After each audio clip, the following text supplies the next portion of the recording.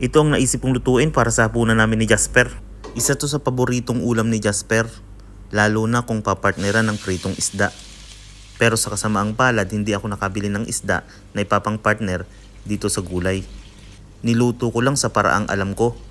Bahala na. Naghanap lang ako ng kung ano-anong pampalasa na available dito sa kusina. Ang ginamit kong ang pampalasa ay nilagyan ko ng bagoong at gata. Inuna ko lang nilagay ang mga gulay na matagal maluto.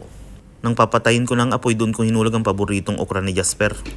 Tikman na at makakain na tayo, gutom ng isang batang makulit. Sumilip na nga sa kusina kung luto na daw at nagugutom na siya.